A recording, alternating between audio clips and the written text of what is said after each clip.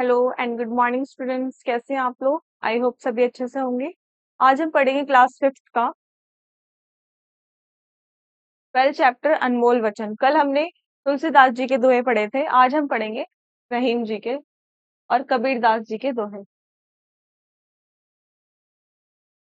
रहीम जी कहते हैं, जो रहीम उत्तम प्रकृति का कर सकत कुसंग।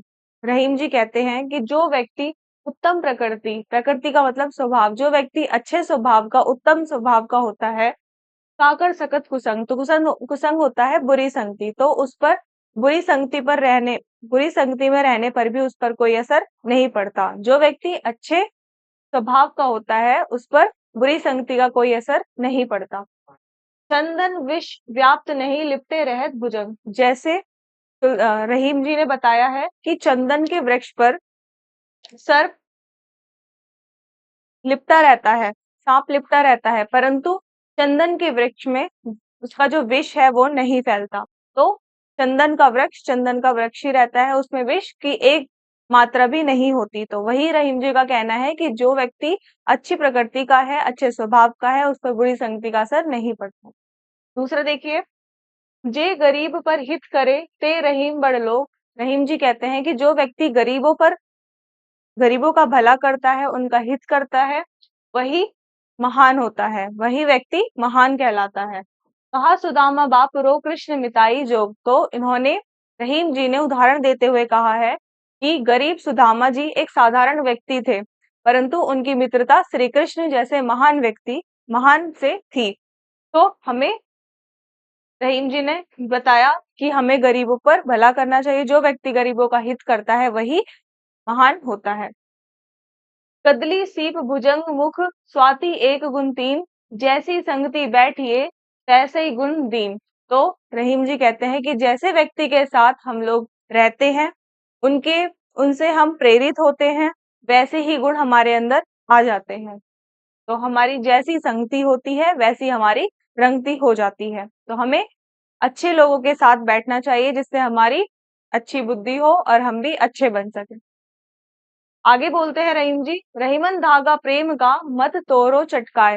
रहीम जी कहते हैं कि प्रेम एक ऐसी शक्ति है कि उसका उसे हमें कभी भी उसमें कभी हमें खटास नहीं लानी चाहिए, क्योंकि अगर एक बार प्रेम का धागा टूट गया, यानी कि आपकी मित्रता में या फिर आपके बातों में अगर एक बार कुछ ऐसी चीज आ गई, तो आपका रिश्ता जो है, आपका जो रिलेशन है वो टूट जाएगा। तो टूटे थे फिर ना जुड़े। एक बार टूटने के बाद अगर आप दोबारा उसे जोड़ने की कोशिश करते हैं, तो वो जुड़ तो जाएगा, परंतु उसमें जुरे गांठ पड़ जाए, परंतु उसमें गांठ पड़ जाती है। जुड़ तो वो जाएगा परंतु उसमें गांठ पड़ जाती है। तो रहीम जी कहते हैं कि हमें प्रेम में कभी भी खटास, विष नहीं लाना चाहिए, प्रेम को हमेशा प्रेम ही रखना चाहिए। अब हम पढ़ते हैं कबीरदास जी के दोहे। कबीरदास जी कहते हैं, ऐसी बानी बोलिए मन का आपा खोए, औरन को शीतल करे और आपहु शीतल होए। ऐसी बानी बोलिए, हमें ऐसे ऐसे वचनों को बोलना चाहिए, ऐसे वचन बोलने चाहिए जिससे मन का आपा खोए, जिससे हम अपने आप पर काबू कर सके, यानी कि अपने आप को घमंड से बचा सके। हमें घमंड वाली बातें नहीं बोलनी चाहिए। औरन को शीतल करे, जिससे हमारी वाणी से दूसरे लोग भी शीतल हो और आपहु शीतल होए, और हम खुद भी उस चीज से, अपनी वाणी से शीतल हो सके, जो दूसरों को भी प्रसन्नता दे और हमें खुद को भी प्रसन्न करे। हमें ऐसी वाणी का यूज करना चाहिए। काल करे सो आज करे सो अब। जो काम, कबीर जी कहते हैं कि जो काम हमें कल करना चाहिए वो हमें आज कर लेना है, और जो जो आज करना है उसे अभी कर लेना चाहिए। कबीर जी कहते हैं कि समय पर हमें अपने काम को निपटा लेना चाहिए, अपने काम पूरे कर लेने चाहिए, क्योंकि कल का कुछ नहीं पता कि पल में पड़ले होई है होएगी और बहुरी करेगो कब। यानी कि पल में, हमें कल का कुछ नहीं पता, क्या पता कल प्रलय आ जाए, यानी कि अंत हो जाए, तो हम कुछ नहीं कर सकते, हमें कुछ नहीं पता कि कब क्या हो जाए। तो हमें समय पर अपना कार्य पूरा कर लेना चाहिए। कबीर जी आगे कहते हैं, बड़ा हुआ तो क्या हुआ जैसे पेड़ खजूर।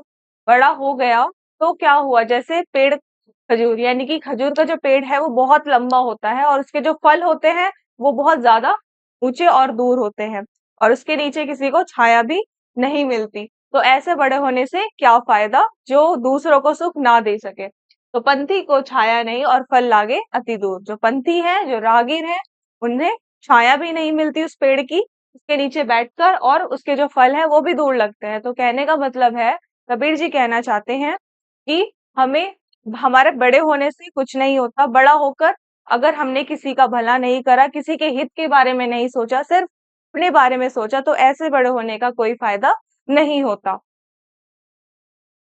कबीरदास जी आगे कहते हैं, बुरा जो देखन मैं चला, बुरा न मिलिया कोई। जब मैं बुरा देखने चला, बुरे व्यक्ति को ढूंढने चला, तो मुझे कोई बुरा व्यक्ति नहीं मिला।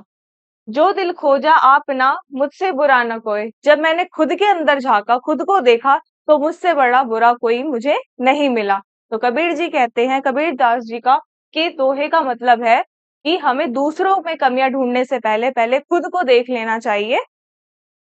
तो हमें पहले खुद को आंकना चाहिए, खुद को स्वच्छ करना चाहिए, तब हमें दूसरों को देखना चाहिए। तो दूसरों को देखने से पहले खुद को देखें। तो ये थे आपके कबीरदास जी, रहीम जी और तुलसीदास जी के दोहे। तो आपको इनके दोहों से, इन महापुरुषों के बताए हुए वचनों से बहुत अच्छी शिक्षा मिलेगी अगर आप भी इसे अपने जीवन में धारण करते हैं तो।